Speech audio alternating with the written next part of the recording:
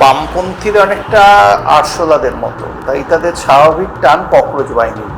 শুভেন্দু অধিকারী সঠিক পদক্ষেপে নিয়েছেন, মুখ্যমন্ত্রী থেকে সতর্ক করেছেন যে এটা মানুষের সমাজ, এখানে আরশোলাদের মতো আচরণ করলে উঠতে হবে। বামপন্থী তখনই মানুষ হয় যখন তাদের একটা কিছু মানসিক প্রবলেম থাকে। তাসলিমা নাসরিনকে কলকাতা ছেড়ে চলে যেতে হয়েছিল বুদ্ধদেব ভট্টাচার্য যখন মুখ্যমন্ত্রী ছিলেন, এবং মৌলবাদীদের আক্রমণে তাকে কলকাতা ছেড়ে চলে যেতে হয়েছিল। বামপন্থীরাই তো গুন্ডা, তো স্বাভাবিকভাবেই তারা গুন্ডা দমন আইনে আপত্তি করবে, এটা তো স্বাভাবিক। জ্যোতিবাবু যদি বাম হন তাহলে মমতা অতি বাম, আর মমতার চারপাশে দেখুন একদিকে দোলা সেন আর এইদিকে ব্রাত্য বসু। না, যাদবপুরেও তো এখন এসএফআই নেই। যাদবপুর কেন্দ্রে বিধানসভায় তো এসএফআইয়ের যে দল, রাজনৈতিক দল সিপিআইএম হেরে গেল, বিকাশ ভট্টাচার্য স্বয়ং দাঁড়িয়েও হেরে গেল।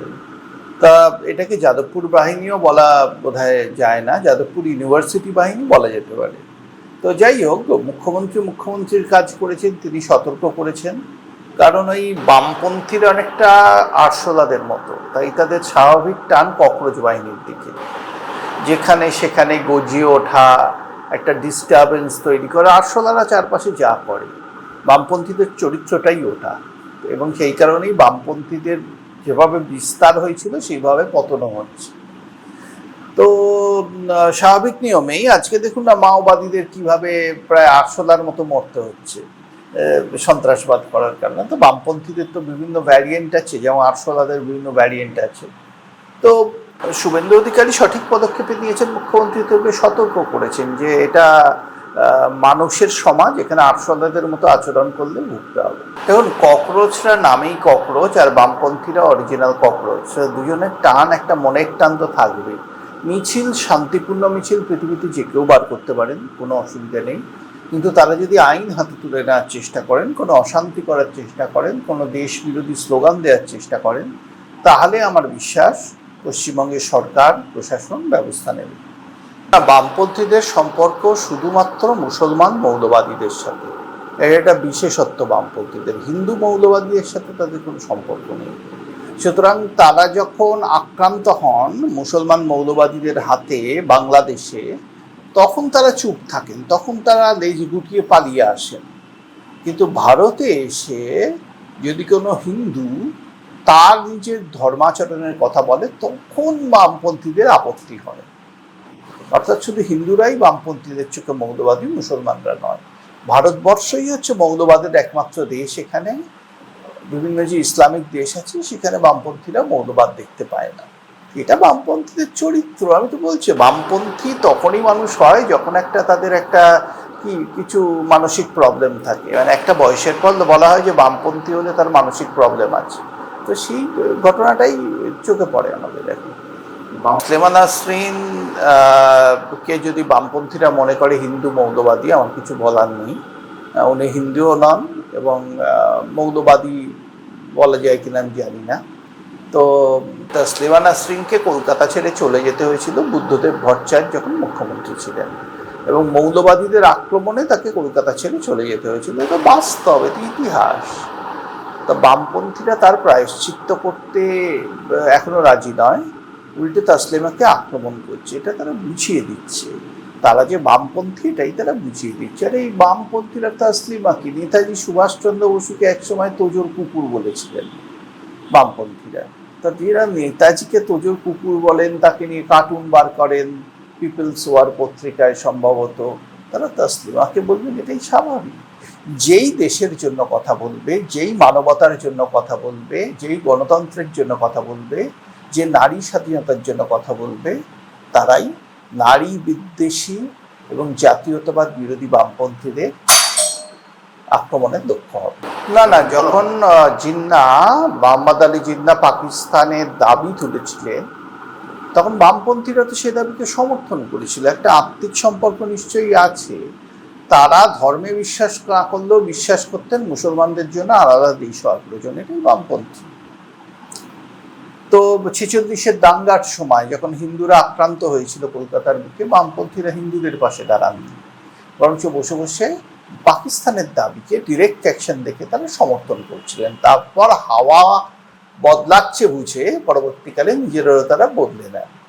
তো এই তো অশোক মিত্র তো শোনা যায় শিয়ালদায় এসেছিলেন, যখন উদ্বাস্তু হয়ে চলে এলেন পাকিস্তানের ফ্ল্যাগ হাতে।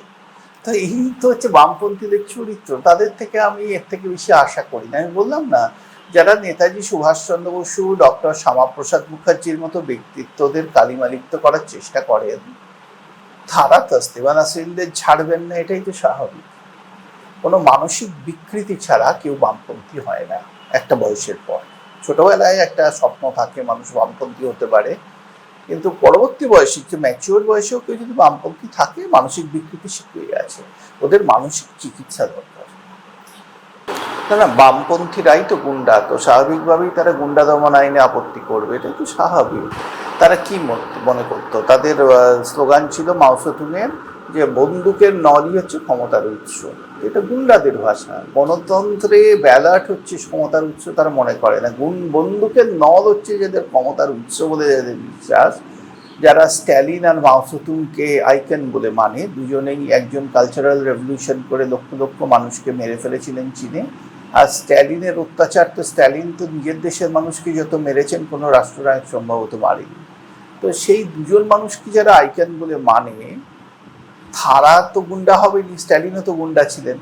তো সেই জন্যই তো আমি বলছি, তো স্বাভাবিক গুন্ডা দমন আইনে তো প্রথম আপত্তি বামপন্থীরাই করবে। মমতার দল তো বামপন্থীদের একটা শাখা ছিল। জ্যোতি বসুর সবচেয়ে ভালো ছাত্রী ছিলেন মমতা বন্দ্যোপাধ্যায়।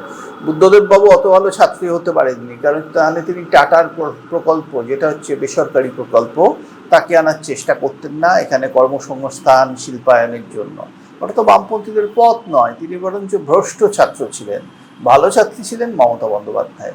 সেই জন্য মমতা বন্দ্যোপাধ্যায়কে দেখা গেছিল জ্যোতিবাবুর পায়ে হাত দিয়ে প্রণাম করতে, যখন জ্যোতিবাবু হচ্ছে প্রাক্তন মুখ্যমন্ত্রী আর মমতা বন্দ্যোপাধ্যায় বিরোধী নেত্রী। তো মমতার সাথে জ্যোতিবাবু হচ্ছে তার লেগেসিটা কন্টিনিউ করেছেন। মমতা বন্দ্যোপাধ্যায় আরও লেগেসি বলে দিই, যখন বামতলার ঘটনা ঘটলো তখন জ্যোতিবাবু বলেছিলেন এরকম ঘটনা তো কত ঘটেই থাকে, ওরা ওখানে গেছিলেন কেন? আর যখন একের পর এক মমতার শাসনকালে বিভিন্ন ধর্ষণের ঘটনা ঘটেছে, সেটা দুর্গাপুরে হোক কি আরজিকরে হোক, মমতা বলেছেন মেয়েদের 8টার পর বেরোনো উচিত নয়, মেয়েদের নাইট ডিউটি করা উচিত না, শরীর থাকলে ধর্ষণ হোক, এমনকি ধর্ষণের রেটও বেঁধে দিয়েছেন। চিন্তাধারাটা সমান। তো জ্যোতিবাবু যদি বাম হন তাহলে মমতা অতি বাম। আর মমতার চারপাশে দেখুন, একদিকে দোলা সেন আর একদিকে ব্রাত্য বসু যখন তিনি শাসন করতেন। তো স্বাভাবিকভাবে বামপন্থীদের দ্বারাই পরিচালিত মমতা, মানে তাকে মন্ত্রণা দেয়। বা কারণ বামপন্থীরা তো আজ যাই হোক মানসিকভাবে বিকারগ্রস্ত হলেও শিক্ষিত মানুষ। তো আর মমতার দলে অশিক্ষিত সব, তারা তো ভাইপোর চেলা সব, তারা তো কোনো পরামর্শ দিতে পারে না। তো তারা ডায়লগ মারতে পারে ক্যামেরার সামনে, পরামর্শ বামপন্থীরাই দিত। তো ব্রাত্য বসু তো যে 5 বছর যে অভিনয় করলেন শিক্ষামন্ত্রীর ভূমিকায়, বা 10 বছর করলেন, অসাধারণ অভিনয়। তার জীবনের সেরা অভিনয় তৃণমূলের সরকারের শিক্ষামন্ত্রীর ভূমিকায় করলেন। আর এখন দেখুন, যেই সরকার বদলালেও ব্রাত্য বসু গিরগিটির মতো বদলে গেলেন, সেটাও আমার দেখতে হচ্ছে। কোনো আপত্তি নেই, শান্তিপূর্ণভাবে যে কেউ মিছিল করতে পারি, কিন্তু ককরোচের মতো আচরণ করলে আপত্তি আছে। মানুষের মতো মিছিল করুন, কোনো অসুবিধে নেই। আপনি শুনেছেন কোনো দল, তার নাম হচ্ছে ককরোচ? মানে এতদিন জনতা পার্টি ছিল, যে জনতা পার্টি একসময় ক্ষমতায় এসেছিল ভারতবর্ষে, কিন্তু ককরোচ পার্টি যে হতে পারে একটা দলের নাম, এটা মানসিক বিকৃতির প্রমাণ।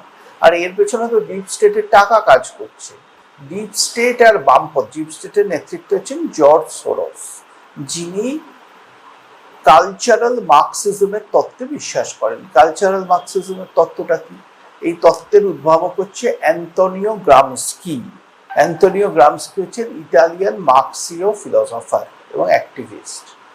গ্রামস্কি মনে করছিলেন যে ইউরোপের যে বিভিন্ন দেশে যেখানে শিল্পায়ন হয়েছে মার্কসের তত্ত্ব অনুযায়ী, সেখানে যে বামপন্থা এলো না, তার মূল কারণ হচ্ছে সমাজে দুটো স্তর আছে। একটা হচ্ছে পলিটিক্যাল সোসাইটি, যার নেতৃত্বে থাকে সরকার, মিলিটারি, সিভিল সার্ভেন্ট, কোর্ট।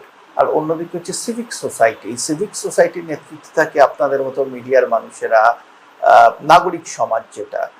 তারপর হচ্ছে স্কুল, চার্চ, উনি বলেছিলেন বাংলা ভারতবর্ষের ক্ষেত্রে মন্দির হবে সম্ভবত, এরা ধর্মীয় সংস্থাগুলো নেতৃত্বে থাকে। তো উনি মনে করছিলেন যে এই যে সিভিক সোসাইটির যে সংস্থাগুলো, তারা এমন একটা ন্যারেটিভ তৈরি করে রাখে, যে ন্যারেটিভটা মগজ ধোলাই করে দেয় ওয়ার্কিং শ্রেণী, শ্রমজীবী মানুষের মগজ ধোলাই হয়ে যায়। তারা মনে করতে শুরু করে যে সমাজের যারা কর্তা তারা যা ভালো বলছেন সেটাই ভালো, সুতরাং কমিউনিজম এখানে জায়গা পায় না। সুতরাং অ্যান্তোনিও গ্রামস্কি মনে করছেন একটা কাউন্টার ন্যারেটিভ তৈরি করা দরকার, যাতে এই মানুষগুলোকে, ছাত্র, যুব, শ্রমিকদের খেপিয়ে তুলবে, সরকারের বিরুদ্ধে, দেশের বিরুদ্ধে খেপিয়ে তুলবে। সেটাই ককরোচরা করতেন। টাকাটা জর্জ সোরসের মতবাদটা অ্যান্তোনিও গ্রামস্কির কালচারাল মার্কসিজম, সেটাই তারা করছেন, একটা ফর্ম অফ মার্কসিজম। এরা করে সিপিআইএম বা সিপিআই করে হচ্ছে রাজনৈতিক মার্কসিজম, আর এরা করছে কালচারাল মার্কসিজম। দুই মার্কসিস্টের মিলন, এটাই তো হচ্ছে, তো স্বাভাবিক ব্যাপার। সে তো করতেই পারে, কারণ হচ্ছে বামপন্থীদের আনুগত্য হচ্ছে চীনেদের প্রতি, মানে আমি ট্র্যাডিশনাল বামপন্থীদের কথা বলছি, ককরোচদের কথা বলছি না। আর চীনের প্রতিদ্বন্দ্বী আজকে ভারত, চীন থেকে বিনিয়োগ ভারতবর্ষে চলে আসার একটা ট্রেন্ড চোখে পড়ছে। অ্যাপেলও তাদের কারখানা ভারতে শিফট করছে, অনেক সংস্থাই করছে।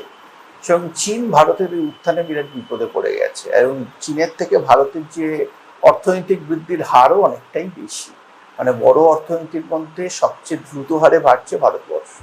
এবং তাদের ভয় পাওয়ার তো কারণ আছে। এবার চীনের যদি তারা সত্যি এজেন্ট হয়, তো তারা স্বাভাবিকভাবেই চেষ্টা করবে যে যে যাই করুক না, আপনি তাহলে একটা মুভমেন্ট করুন না, বাম যদি আপনার মুভমেন্ট দেশের বিরুদ্ধে হয়, তাহলে বামপন্থীরা আপনার পাশে থাকবে। আসলে লড়াইটা এখন রাম আর বামে।